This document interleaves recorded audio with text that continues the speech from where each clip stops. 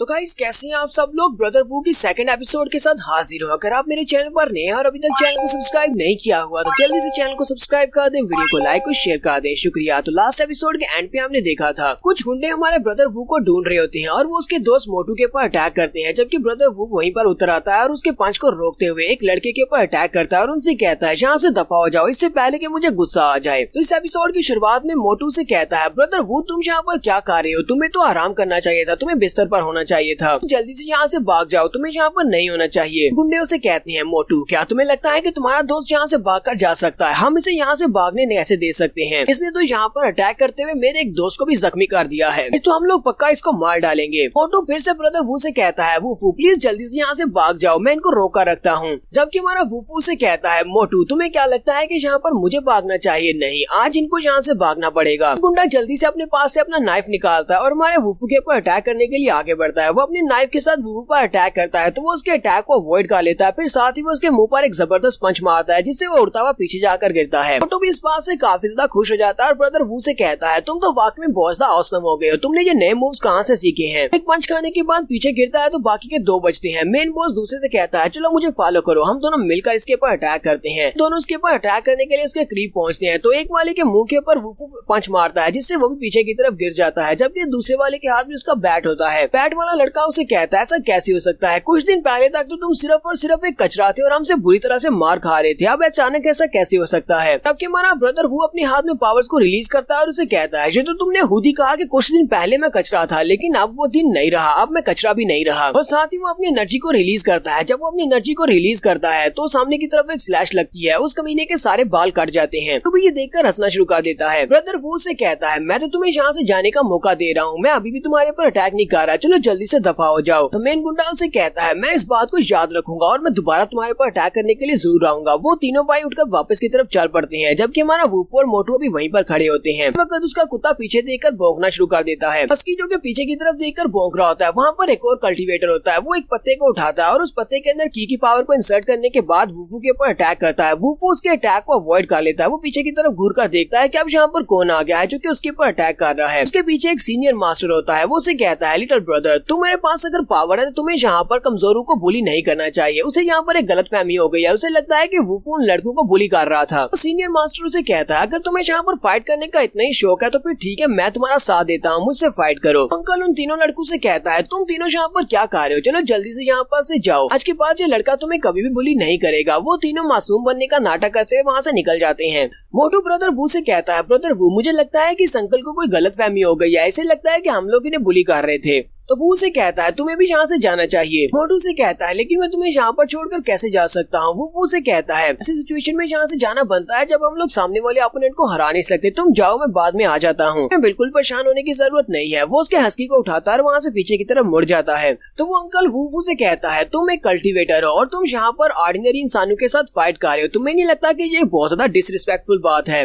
तो ब्रदर वो से कहता है सीनियर मुझे लगता है कि आपको कोई गलत फहमी हो गई है, मैं उन लोगों को बुली नहीं कर रहा था बल्कि वो लोग यहाँ पर मुझे बुली करने के लिए आए थे। तो सीनियर मास्टर उसके ऊपर अटैक करने के लिए आगे बढ़ता है और उसे कहता है मुझे पता है कि तुम कल्टीवेशन की फर्स्ट स्टेज के ऊपर हो। फर्स्ट स्टेज का कल्टीवेटर एक आम इंसान से बहुत ज्यादा पावरफुल होता है, इसी वजह से कोई भी उसके साथ पंगा नहीं लेता। ये तो लगता है कि यहाँ पर तुम ही उन लोगों को बुली कर रहे थे। और वो पंच मारने के लिए उसके करीब पहुंचते हैं। जब वो उसे पंच मारते हैं तो हमारा वो उसके पंच को अवॉइड कर लेता है और साथ ही उसके हाथ को वहाँ पर ब्लॉक करते हुए कोहनी मारते हुए उसकी बॉडी अंदर अपनी एनर्जी को इंसर्ट करता है जिससे उसे झटका लगता है और पीछे की तरफ गिर जाता है। तो मास्टर को भी सेंस होता है। वो कहता है हालांकि ये की रिफाइनमेंट स्टेज के फर्स्ट लेवल पर है लेकिन फिर भी इसकी स्ट्रेंथ की रिफाइनमेंट से बहुत ज्यादा है। हमारे वूफू का सिर्फ एक ही पंच होता है जो कि उसके पेट में लगता है। वो वहीं पर अपने घुटने टेक देता है और कहता है ये तो बिल्कुल भी अच्छा नहीं है, इसने बहुत ही पावरफुल एनर्जी अटैक किया है। तो मास्टर जब वहाँ पर अपने घुटने टेक देता है तो हमारा वूफू वहीं पर सामने खड़ा होता है। तो वो सीनियर मास्टर कहता है ये क्या, ये तो इस मौके का फायदा नहीं उठा रहा, हालांकि मैं जख्मी हूँ, ये इस वक्त मेरे पर अटैक करके मुझे फिनिश कर सकता है।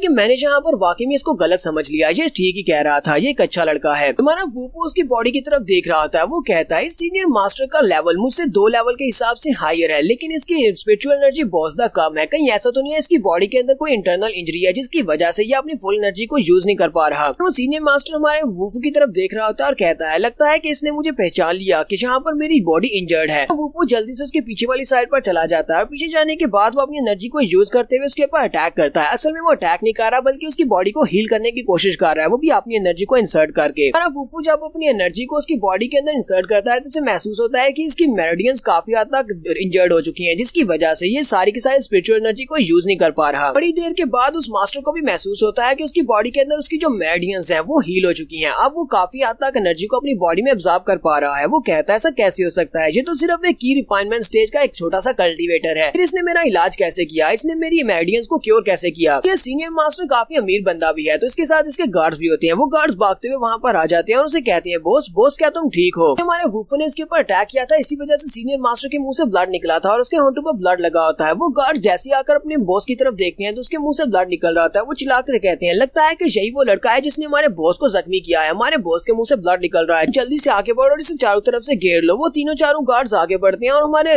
वुफू को चारों तरफ से घेर लेती हैं, जबकि वुफू उनसे कहता है क्या तुम लोग समझ रहे हो कि मैंने इसको मारा है। साथ ही अपने हाथ के ऊपर अपनी एनर्जी को रिलीज करता है। उसे लगता है कि इनसे भी फाइट करना पड़ेगी तो इनमें से एक गार्ड जल्दी से अपनी गन निकालता है और कहता है ये तो एक कल्टीवेटर है, लगता है इसे शूट करना पड़ेगा, और वो जल्दी से उसके ऊपर गोली चला देता है। तो जैसे वो ब्रदर वो के ऊपर गोली चलाता है हमारा ब्रदर वो उसकी गोली को भी अवॉइड कर लेता है और बड़ी स्पीड के साथ उसके सामने आकर खड़ा हो जाता है। वो गार्ड कहता है ये तो बहुत ज्यादा फास्ट कल्टीवेटर है, पता क्या ये तो बुलेट्स को भी डॉज कर सकता है। ऐसे हमारा वुफू उस गार्ड को पंच मारने लगता है तो उसका बॉस उसे कहता है तुम लोग कर क्या रहे हो, चलो जल्दी से पीछे हटो। सभी लोग वहीं पर रुक जाते हैं। वो खुद ही आगे बढ़ता है और अपने गार्ड को थप्पड़ मारते हुए कहता है बेवकूफ कहेंगे, तुम्हें किसने कह दिया कि यहाँ पर तुम ओपन फायर कर सकते हो, तुमने बेचारे लड़के के ऊपर गोली चला दी। साथ ही वो हमारे वुफू को रिस्पेक्ट देते हुए कहता है यहाँ पर अपना ग्रेटिट्यूड शो करता हूँ, तुमने मेरी इंजरीज को हील किया, तुम्हारा बहुत बहुत शुक्रिया। पर से मैंने यहाँ पर तुम्हें बहुत ज्यादा गलत समझ लिया था, उसके लिए मैं तुमसे माफी चाहता हूँ। उस बॉस के गार्ड सभी भी उसे कह रहे होते हैं कि बॉस तुम इस लड़के के सामने अपनी रिस्पेक्ट क्यों दे रहे हो, तुम सीनियर हो और ये तो सिर्फ एक की रिफाइनमेंट का कल्टीवेटर है। कि हमारा वुफू से कहता है तुम्हें ये सब कुछ करने की जरूरत नहीं है, मैंने देखा कि तुम्हारे अंदर कोई भी किलिंग इंटेंट नहीं है, इसी वजह से मैंने यहाँ पर तुम्हारी हेल्प कर दी। अगर तुम किलिंग इंटेंट को रिलीज करते तो यहाँ पर अलग स्टोरी होती, मैंने तुम्हें मार दिया होता।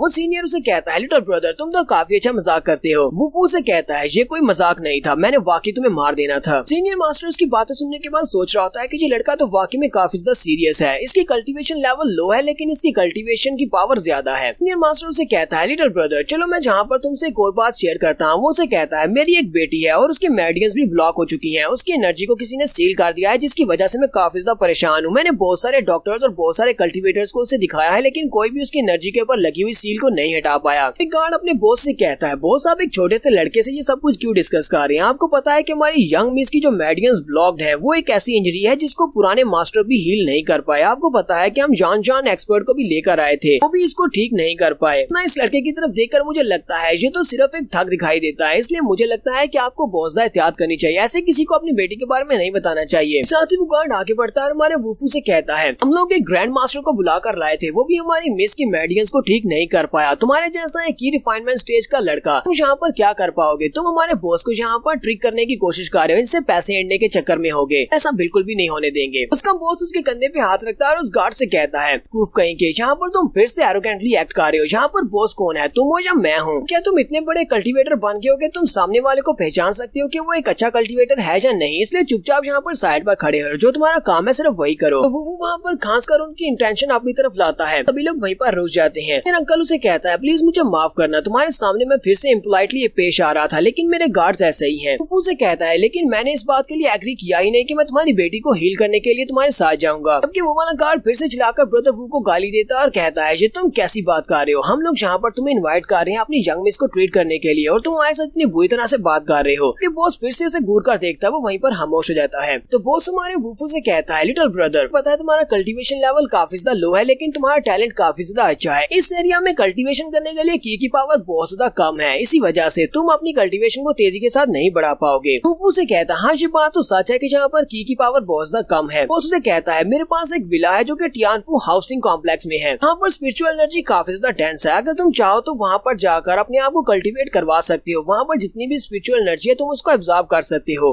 ब्रदर वू से कहता है ये वाला आइडिया मुझे काफी ज्यादा अच्छा लग रहा है, अगर वाकई में वहाँ पर डेंस कल्टीवेशन की पावर है तो फिर मैं वहाँ पर जा सकता हूँ। बॉस उसे कहता है वो विला काफी ज्यादा दूर जंगल में है, इसी वजह से वहाँ पर तुम्हें कोई भी डिस्टर्ब करने के लिए नहीं आएगा, तुम वहाँ पर आराम से बैठकर कल्टीवेट कर सकते हो। अगर तुमने मेरी बेटी को हील कर दिया, अगर तुमने मेरी बेटी की मेरिडियंस को अनब्लॉक कर दिया तो वो विला तुम रख सकते हो, तुम जब चाहे वहाँ पर जाकर कल्टीवेट कर सकते हो। अलावा भी अगर तुम्हें मुझसे कुछ चाहिए होगा मैं तुम्हें वो भी देने को तैयार हूँ क्योंकि मेरे पास बहुत सारा पैसा है, तुम्हें परेशान होने की की जरूरत नहीं है। वुफू से कहता है ब्लॉक मेरिडियंस को खोलना मेरे लिए ज्यादा मुश्किल नहीं है। तो बॉस उसे कहता है फिर तुम्हारा बहुत बहुत शुक्रिया, मैं विला के ऊपर तुम्हारा इंतजार करूंगा, कल मैं अपनी बेटी को लेकर वहाँ पर आऊंगा। वुफू अपने पास से अपना नंबर निकालता है, उसे कहता है ठीक है ये मेरा नंबर है, मुझे कॉल कर लेना जब तुम अपनी बेटी को लेकर वहाँ पर आ जाओ। तो वुफू अपना नंबर वहाँ पर फेंक कर चला जाता है, जबकि वो गार्ड काफी गुस्से में होता है। वो कहता है अगर तुम हमारी यंग मिस को हिल नहीं कर पाए तो उसके बाद देखना मैं तुम्हारा क्या हाशर करता हूँ। यहाँ पर हम लोग अपनी एपिसोड 2 का एंड करेंगे। एपिसोड की एक्सप्लेनेशन अच्छी लगी हो तो कमेंट करके जरूर बताइएगा। चैनल को सब्सक्राइब कर दें, वीडियो को लाइक और शेयर कर दें। शुक्रिया।